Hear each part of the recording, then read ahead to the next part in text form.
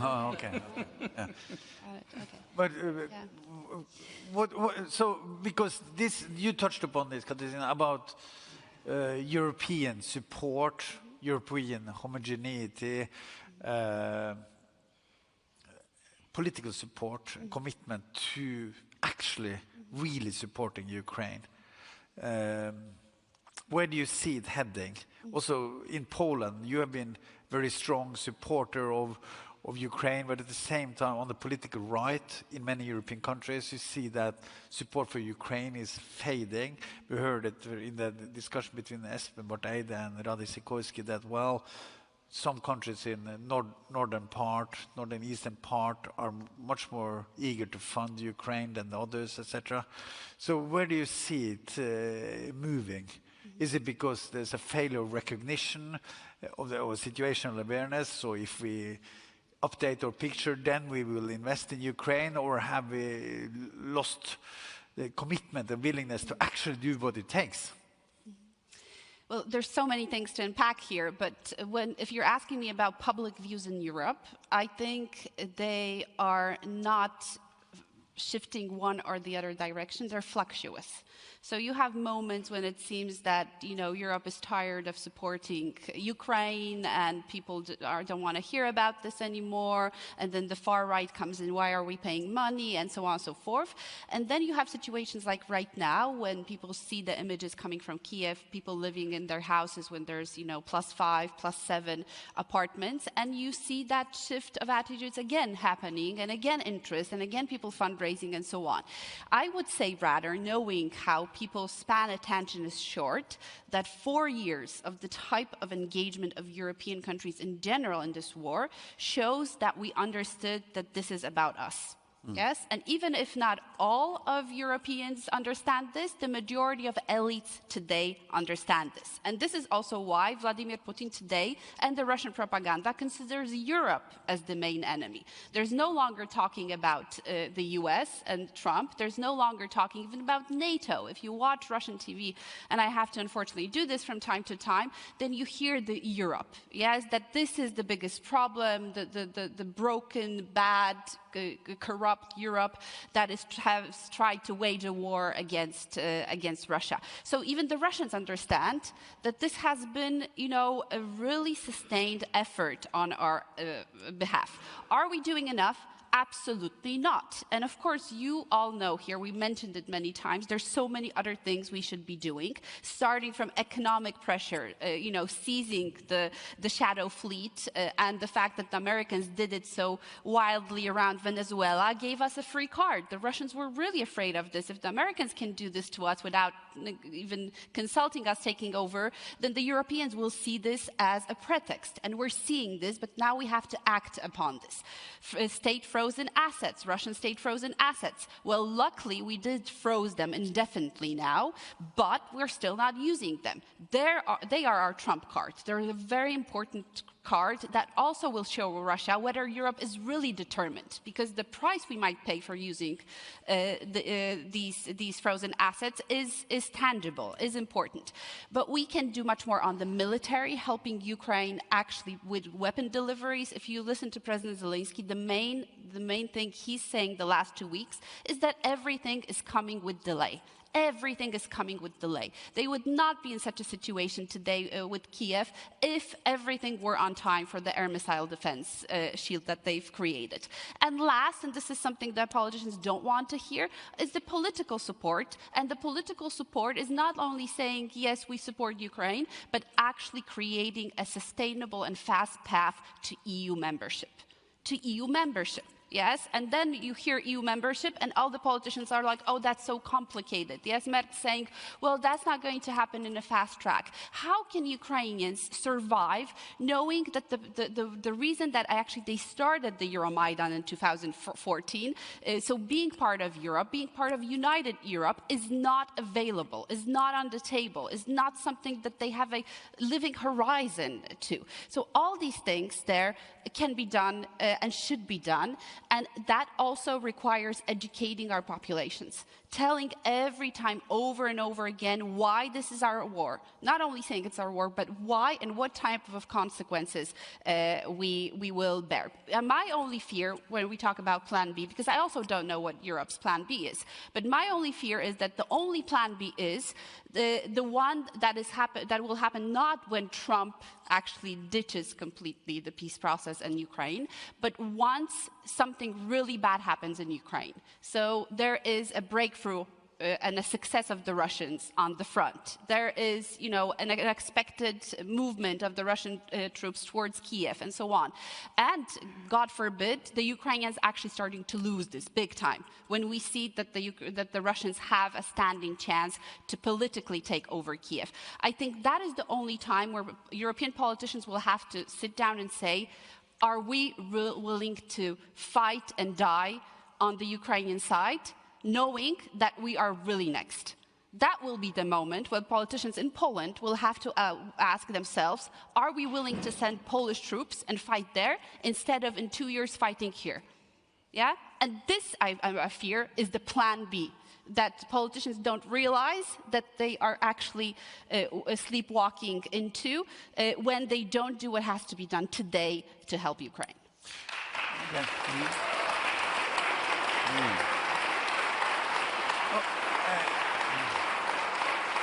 Excellent. Thank you so much. Now you presented a list of what to do and also consequences of not doing, so to say. But we have presented a picture, you have presented a picture of Russia being basically unaffected, or Putin not unaffected somehow of the situation. But right before Christmas, or was it around the first week of January, Gideon Rachman in the Financial Times wrote a small piece, and he said, according to some reports, Russia lost close to 30,000 soldiers in December alone, whereas the Ukrainians they're losing at the rate of 1 to 25. 1 to 25. Right, so 25 times more Russians than Ukrainians are being killed. So now you have this question that I initially asked you about the dynamics at the battlefield. So can you help us to explain a bit about how Ukraine have been able to deter Russia, or to stop with this new technological, let's say, kill zone being established there, that is not so dense in human resources, but apparently for Russia, they have to push in a lot of human resources and unfortunately kill them by trying to progress. And after all, they have not been that successful in progressing in Ukraine, although they inflict a lot of harm. The kind of distance carried is quite limited. Or yeah, I mean, I absolutely agree with you. First, 2 or 3 comments to what I've just heard from my compatriots here. In my view, I mean, Europe does not actually agree on the seriousness of the Russian threat. And why do I think that? The problem is that if you look at the numbers coming out of the Kiel Institute, you will see that for 2025, this is the year since the very beginning where Ukraine has got far less money than before. We should also be aware that about half of NATO's countries have not been given anything to Ukraine in 2025, including, as we have mentioned, the United States, which of course is affecting, among other things, all the missiles coming through the air defense systems in Ukraine. Because as Zelensky has said, the launchers are empty. There are no missiles there, or they are arriving way too late.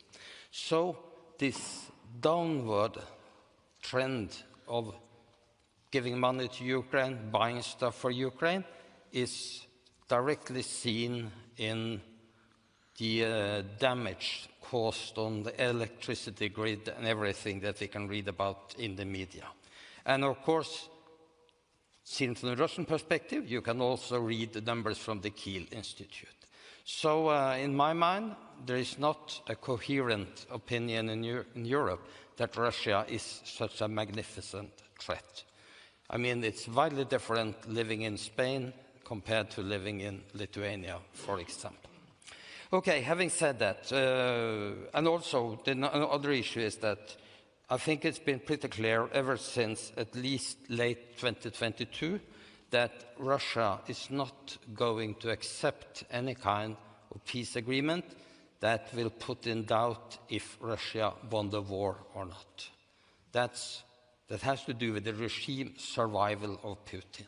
Putin cannot accept the kind of peace agreement or ceasefire or whatever that could possibly raise a discussion about if the decision to go to war and pay all this tremendous cost was worth it. And that could actually destabilize the regime. Then let's go to the battlefield. I think that the numbers are pretty much correct. Russia has suffered tremendous losses over the last year, actually. On a monthly average, around 30,000 killed or seriously wounded. And that also actually explains why the last 20% of the Donetsk region is so important to Russia. I mean, if you make the assumption that Russia will, based upon the progress they have on a monthly basis, it will take at least 1 year, maybe more, to take this area, the last 20%. Of course, Putin will prefer that Trump will hand that over to him for no cost. That would be a great solution. I mean, diplomacy can sometimes deliver what your military cannot deliver. That's what he's hoping for. But if you make a prediction on the casualties, taking those 20%, and say that they will not advance any quicker than they've done so far, that means at least 1 year, maybe more, and they will still lose at least 30,000 a month, we are up to between 400,000, 500,000 casualties to take the last 20%. Of course, you prefer Trump to hand that to you. And I think it's fair to say that Ukraine has really established quite a good defense line as we see it today. We should remember that if we go back to November 2022, the front line has not moved very much. It's been pretty stable. And since the drone warfare, the minefields, the obstacles and all that basically have eliminated traditional maneuver from the battlefield. Read mechanized forces taking new land quite quickly. We are back to a slow progress with infantry that is causing a tremendous amount of casualties on the Russian side. And that's what we see is happening. That's why we have this 25-1 in some of the months that we have behind us. Will this be sustainable in the long run? Putin seems to think so. If you ask Ukrainian officers, they don't think Russia can sustain that for, eternity. So add that, as I agree to what has been said about the Russian economy, this is the first year, I think it's fair to say, that you can clearly see that the sanction and the cost of the war is taking a heavy toll on the Russian economy. So I'm sure that if you are in Moscow, they are not opening new bottles every evening of expensive champagne either. First of all, it's not that much to celebrate, and the other problem is, of course, you don't have money to buy it anymore. So it is a situation, I think, that if we push Russia, if we really, really start to support Ukraine the way we should, it's possible to, at the end of the day, to get an acceptable compromise for kind of future peace, or at least ceasefire arrangement. Okay, thank you. So, let me switch the topic of the conversation slightly, because, Keir, your argument, initial argument, is that both Russia and Ukraine have a coalition behind them, somehow supporting them. And we talked slightly about the shadow fleet and the oil economy. I've worked a bit on the shadow fleet, and it's really difficult to find a way of approaching that topic? Insurance. Insurance, but there are lots of topics that we shouldn't open that thing. But I recognize this. It's interesting to see that there's more sanctions on that, and there's more being done then on the coalition supporting Ukraine. But I'm just curious on the coalition supporting Russia, because for NATO for quite some time there's been this standard saying that China is the ultimate enabler, strategic enabler for Russia. And what we call sanction and shadow fleet is for China to some extent a discount mechanism. So they get access to cheaper energy and cheaper. How do you see China's view on Russia and the Ukraine war? You said that up to now they've said that, yeah, let's refrain from using nuclear weapons, but apart from that, you're comfortable. Absolutely. Where Russia has the luxury of time in the short term, China has the luxury of time in the long term. They can sit and wait while Russia destroys itself and then pick up the pieces. And in the meantime, the cheap energy, the increasing concessions that they are taking from Russia on a daily basis, things that we weren't expecting to happen in that relationship with China, between China and Russia, for another 10, 15 years. The trajectory was clear: China stronger, Russia weaker, but we didn't think it would happen so soon, that they would be putting demands on Russia that they are now. The war has accelerated that process, and that will continue to happen. So eventually, there will come a point at the time of China's choosing where it can demand something from Russia that Moscow will find distinctly uncomfortable. But China can sit back and wait until Russia cannot do anything about it, rather than precipitate. But your prime minister, he visited China recently, Keir Starmer. Not the European leaders fly to Beijing.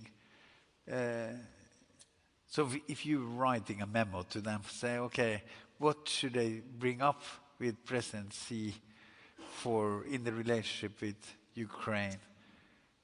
What should they say to President Xi and expect, and what kind of pressure, leverage should they put on him in order to maybe reflect a bit more on the support they're giving to Russia? Sadly, the chances of Keir Starmer reading a memo from any of us in this room, some of whom have written quite a few, are very, very slim, because he would not want to read what we have to say. Given the current British government's absolute determination to trade away any leverage it has in international relations whatsoever. What should have been said a long time ago was explaining how China's interest is not, in fact, served by continuing to foster the destabilization that the war on Europe will eventually bring. But instead their interests lie elsewhere. But that too has been traded away. Any leverage that there could have been in trying to persuade China to be a more constructive partner internationally, I think has now long gone. I think we have some competition there at the back. Yeah. You want to share with us? Okay, so... Yeah.